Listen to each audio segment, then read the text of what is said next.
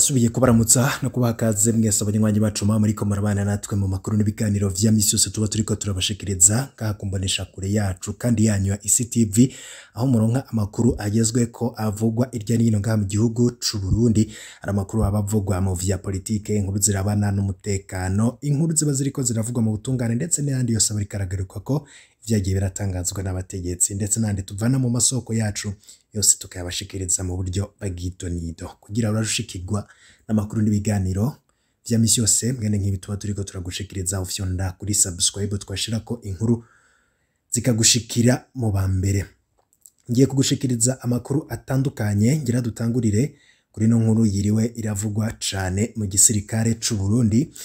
Muri no nkuru kandi ndagenda ndakwereka uko vyari vyifashe imyimenyerezo ya gisirikare yahawe abasirikare b'u Burundi. Ni imyimenyerezo idasanzwe, turaza kuraba n'ivy'amahiganwa yabaye. Amahiganwa akaba ari y'abasirikare b'u Burundi, muragenda mubikurikira vyose mu masanamu murabe uko vyari bimeze kuva mu ntango gushika mu gusozera ivyo birori. Inyuma yo guhiganwa mu kwiruka ku birometero 8 kuri uno munsi wa gatanu urangiza amahiganwa y'abasirikare yariko arabera ku mugwa mukuru wa politike Gitega. Abasirikare bane ba mbere mu kurasa bagiye ku metero 100 ivy'inkona, hakaba harimwo abakurikira ngiye kukubwira, bakaba aribo berekanye ubuhinga budasanzwe mu kurasa bagiye manyene ku metero 100 ivy'inkona. Muragenda munabiraba ngaha mu masanamu ko vyari bimeze uko rero bagiye barakurikirana. Ku batabashije kumenya uko vyari vyifashe, nakubwira ko Rugero Philibert Force Marine akaba ariho abarizwa, akaba yaronse amanota 60 ku nsoro 18 zagemye. Nayo Ndayisenga Rodrigue akaba ari muri deuxième EUA, akaba yaronse amanota 57 ku nsoro 16 zagemye. Nayo Nzambimana Edouard akaba ari muri deuxième division, akaba yaronse amanota 58 ku nsoro 15 zagemye. Nayo Nsabumuzima Eri akaba yaronse amanota 52 ku nsoro 15 zagemye.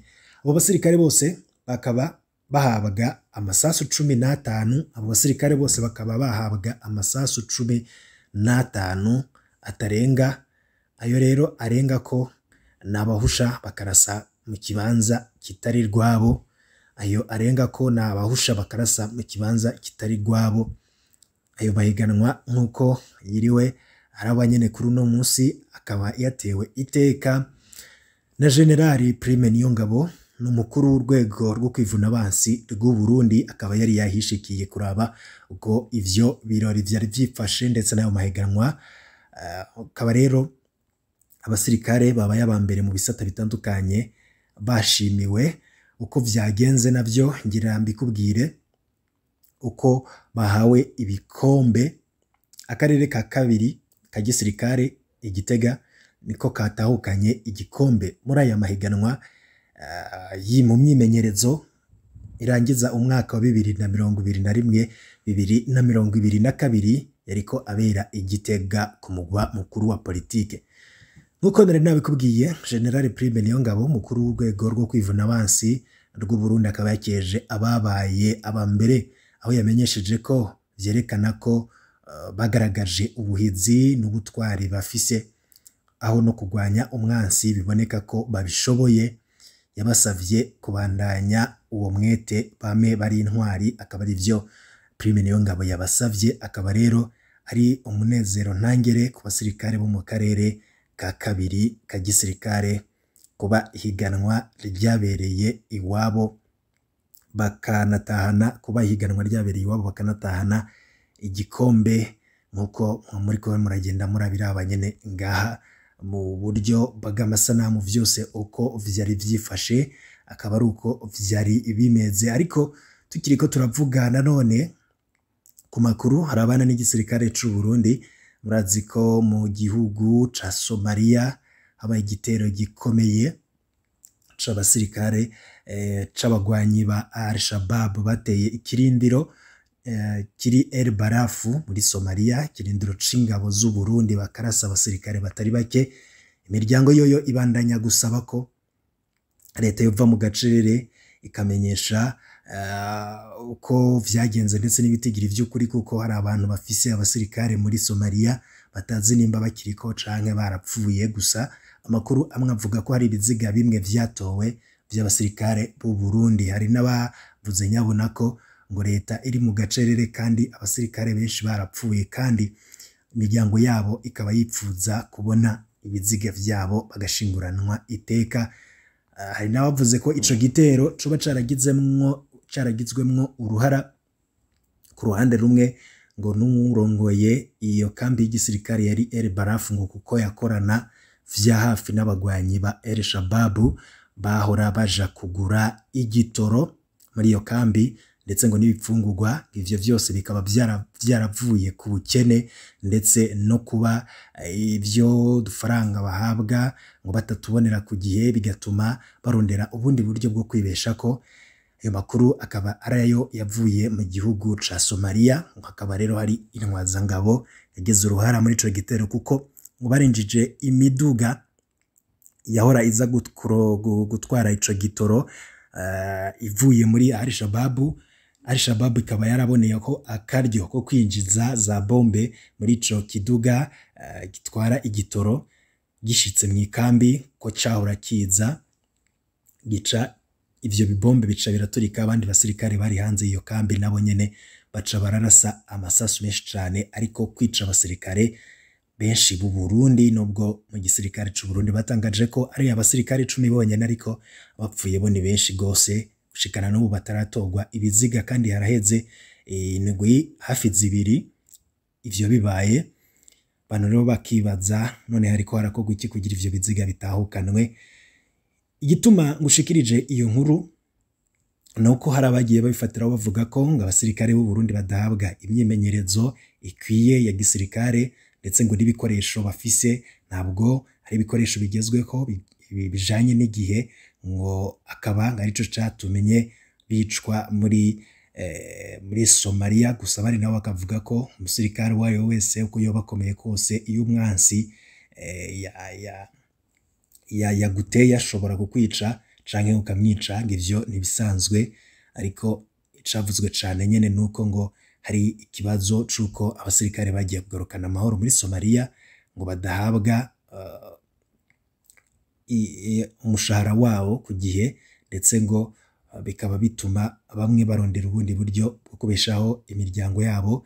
Akaba ari vyatumye ngo abasirikare biborohera kwinjira muri iyo kambi. Gusa hari n'ibindi vyavuzwe ko kuba ico gitero carabaye ngo vyaturutse ku nyigisho nke za gisirikare. Gusa ivyo twabonye no munsi birerekana ko inyigisho zo ziba zatanzwe ku basirikare b'u Burundi. Imiryango yo irasaba ko abo basirikare baguye muri ico gitero botahukanwa bagafubanwa iteka, ndetse ngo leta yategerezwa gutangaza ikigandaro co kunamira abo basirikare, kuko n'abana b'igihugu babuze. Ariko leta yagumye mu gacerere ngo narirya tatanze ibitigiri vy'ukuri ku bapfiriye muri ico gitero. Ivyo byose ni ibintu biba biriko biravugwa, mutegerezwa kugenda mumenya ko biriko biravugwa irya nino ngaha mu gihugu c'u Burundi, ndetse n'indi vyose biba biriko biragarukwa ko cane mu bimenyesha makuru. Ayo rero namwe mu makuru yavurwaga cane ngaha mu gihugu c'u Burundi. Ariko mu kuyasozera ngira mbanze ngushikirize no nkuru yihutaho mu ntara ya Ngozi.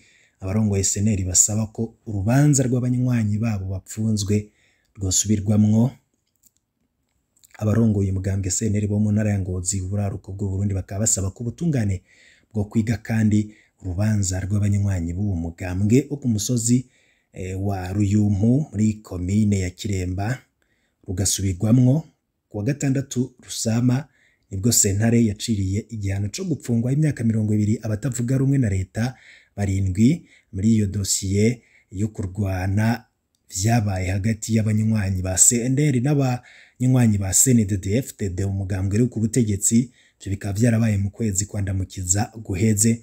Kuva rero habaye uko kurwana abanywanyi b'iyo migambwe ibiri ariyo CNDD-FDD na CNL barabana ayingwe muri komine ya Kiremba isanzwe ivukamwo Agathon Rwasa arongoye umugambwe CNL, naho harikuwe abagore bane ku itegeko rya musitanteri wa Kiremba ariwe Pascal Sebigo bari bapfunzwe mu kibanza c'abagabo babo kubera ababo babuze ibintu biracameze nabi. Abakenyezi Serafine Sibomana, Denise Girukwishaka na Venansi Minani na Marie Niyonsaba bari bahagaritswe ku 9 Rusama. Musitanteri wa komine ya Kiremba yabagiriza ko bakwiragiza ibinyoma, bagiriza imbonera kure abanywanyi bo mu muhari w'urwaruka rwa CNDD-FDD ko arizo zabateye.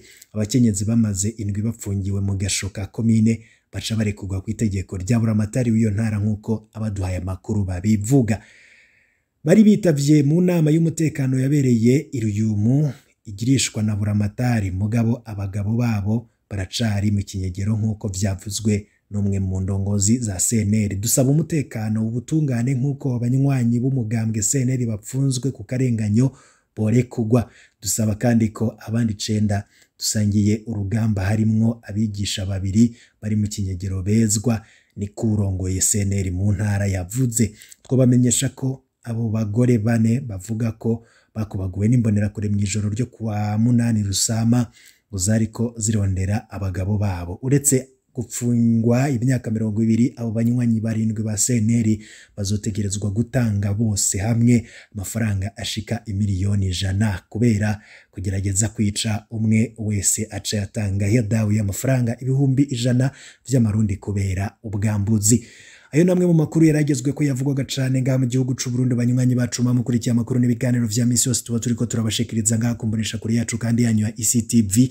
Nimba tarafyonda kuri subscribe wabanza ugafyonda ko kugira igihe cose turonse amakuru n'ibiganiro mwene nk'iburaje mu bambere bashikirwa navyo. Turazi ko mukunda amakuru n'ibiganiro mwene nk'ibi kandi hano naho mushobora kubironka atari ngaha. Iyo wafyonze kuri subscribe bigushikira mu bambere ibihe vyiza kuri mwese. Nivyo ndabipfurije mu kanya raza ngushikiriza nandi makuru ariko aravugwa cane irya nino.